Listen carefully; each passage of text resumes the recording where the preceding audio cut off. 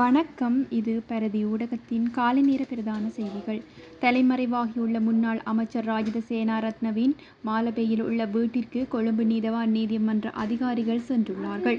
அதன்போது குறித்த வீட்டில் நீதிமன்ற அதிகாரிகள் பிடியாணை அறிவிப்பை ஒட்டியதோடு ராஜிதவிற்கு எதிரான தாக்குதல் செய்யப்பட்ட குற்றச்சாட்டுகளையும் ஒலிபெருக்கி மூலமாக அறிவித்துள்ளார்கள். இந்த மாத ஆரம்பத்தில் லஞ்ச ஒழிப்பு ஆணைக்குழுவின் சமர்ப்பிப்புகளை தொடர்ந்து கொழும்பு நீதவான் நீதிமன்றம் சேனாரத்னவை கைது செய்வதற்கான பிடியாணையை பிறப்பித்தது.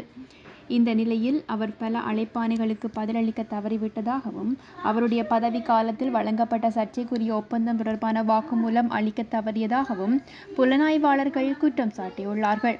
இதன்படி ஒரு கொரிய நிறுவனத்திற்கு வழங்கப்பட்ட குறித்த ஒப்பந்தம் அரசாங்கத்திற்கு 20 மில்லியனுக்கு அதிகமான நிதி இழப்பை ஏற்படுத்தியதாகவும் இலங்கை லஞ்ச ஊழல் ஒழிப்பு ஆணைக்குழு சுட்டிக்காட்டியுள்ளது. இவ்வாறானதொரு பின்னணியில் தொலைபேசி இணைப்புகளை துண்டித்து தலைமறைவாகியுள்ள முன்னாள் அமைச்சர் ராஜித சேனாரட்ன வேண்டுமென்றே கைது செய்யப்படுவதை தவிர்த்து வருவதாகவும் இலங்கை ஆணைக்குழு குற்றம் சாட்டியுள்ளது.